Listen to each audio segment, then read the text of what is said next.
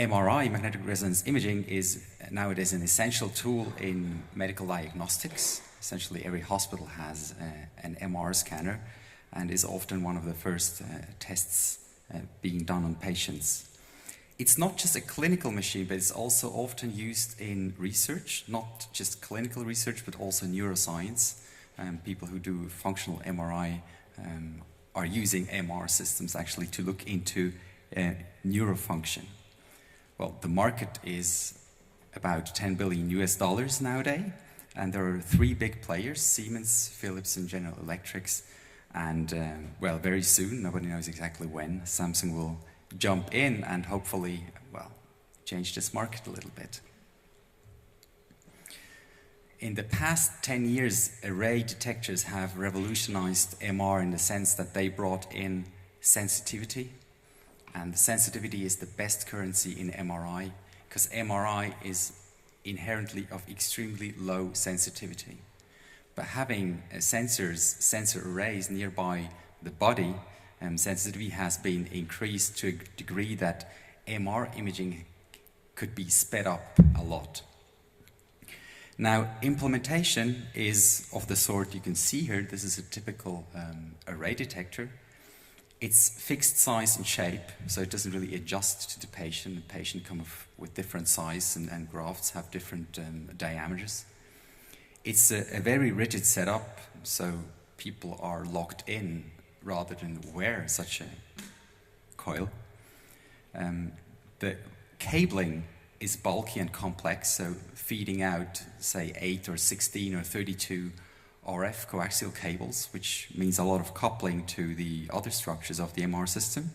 And at the end of the day, a lot of bulky electronics around the coil, which often reduces patient comfort, as we see in this case.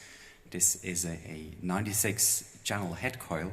It's called the best MR head receiver of the world. It's a system by Larry Wall at MGH in Boston.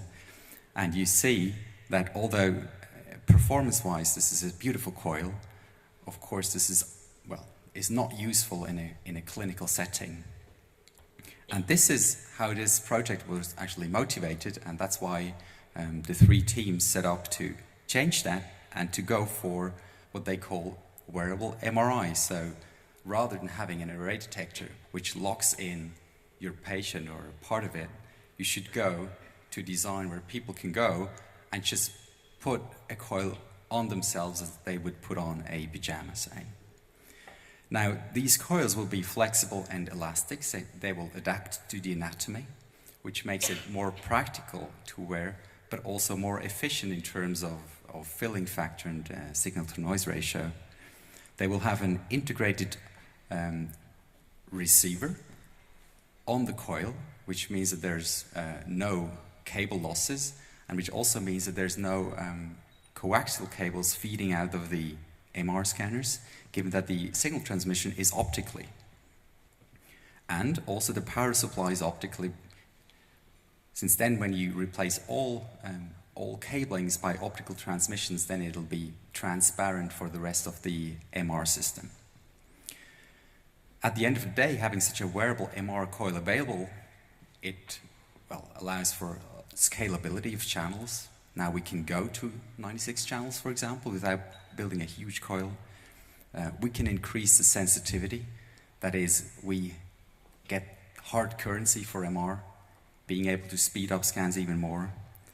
We also allow for freedom of motion, because often in an MR scan, a doctor would like to know an anatomical image, not just in one position, say for an elbow, but in several different positions.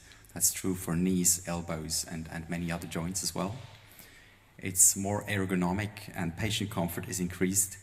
And also, given that many, cables are replaced by optical links, this increases safety.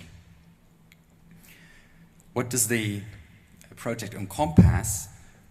Well, first of all, it's about building a coil that is flexible and matching the body. After this coil, of course, we need some electronics, since we need to match and tune the coil to get best performance out of it. Then having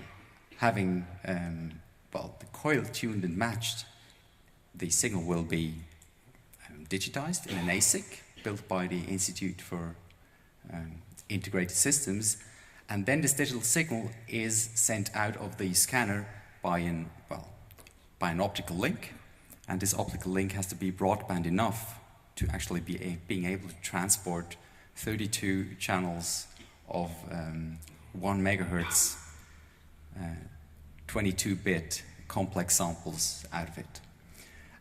All signal processing image reconstruction will be performed outside the bore, so at the console where the radiologist will look at the signals. And this entire chain brings a number of key challenges with it that should be solved in this project. Variable and sensitive detector coils, an integrated receiver circuit allowing for high SNR and also high dynamic range. This system should work in a very harsh electromagnetic environment. This is a 1.5 Tesla or 3 Tesla background field. We've got acoustic frequency fields of several tens of kilowatts. We've got RF fields of several kilowatts as well. Then there are extreme clocking requirements, and also power requirements in the sense that every channel should run on way less than 1 watt. And finally, the last challenge is to bring this into medical application. Thank you so much.